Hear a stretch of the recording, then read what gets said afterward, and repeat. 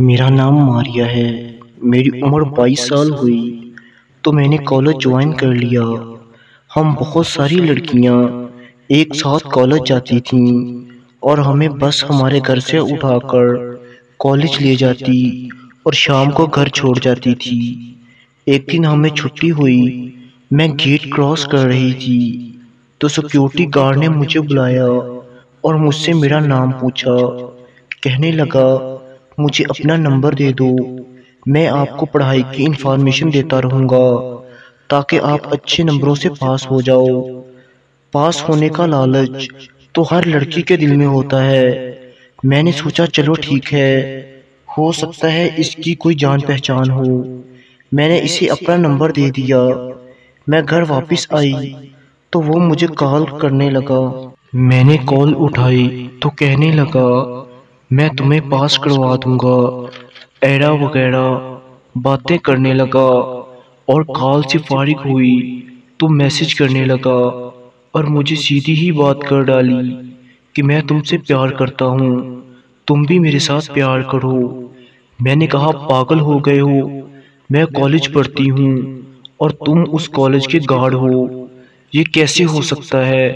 اس نے کہا جو بھی ہے، تمہیں جتنے پیسے چاہیے میں دوں گا، لیکن میرے ساتھ پیار کرو۔ میں نے صاف انکار کر دیا اور اسے بلاک کرنے کی دھمکی دی، اور اس نے مجھے وارن کیا۔ کہنے لگا 3 دن کے اندر اندر تم میرے پاس آؤ گی۔ میں نے ہنس کر بات ٹال دی اور اسے بلاک کر دیا، اور صبح میں جب کالج گئی تو وہاں پر وہ گارڈ نظر نہیں آیا۔ میں نے اللہ کا شکر ادا کیا، اس سے جان چھوٹ گئی۔ اور شام کو میں اپنے گھر میں واپس آئی۔ میں اپنے کمرے میں بیٹھی ہوئی تھی کہ اچانک میرے کندھوں میں درد ہونے لگا اور تھوڑا سا میرے سر میں درد ہونے لگا، اور اس گارڈ کا نام پکارنے لگی۔ امی میرے پاس آئی۔ میں نے امی کو کہا مجھے گارڈ سے شادی کرنی ہے، مجھے اسی وقت شادی کرنی ہے، مجھے اس سے ملنا ہے۔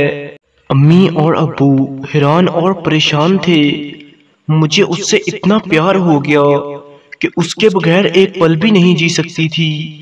میری امی مجھے پاس ہی ایک فقیر بابا رہتا تھا، اس کے پاس لے گئی۔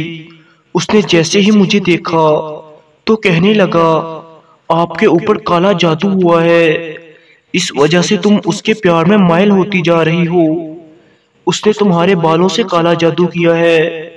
میری امی نے کہا اب کیا ہوگا، اس سے جان کیسے چھوٹے گی؟ اس سے جان چھوٹے گی بھی یا نہیں؟ تو فقیر بابا کہنے لگا کہ تم کثرت سے کل کا ورد کرو، انشاءاللہ جلد ہی سب ٹھیک ہو جائے گا۔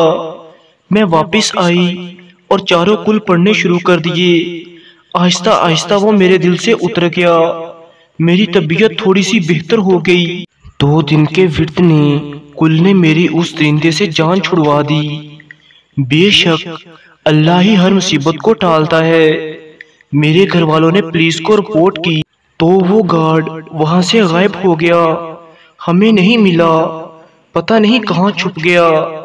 میری آپ سب والدین سے گزارش ہے اپنے بچوں کا خود خیال رکھیں تاکہ کسی درندے کے ہاتھوں نہ چڑھ جائیں اور نہ ہی کسی کی عزت نیلام ہو سکے۔ والسلام۔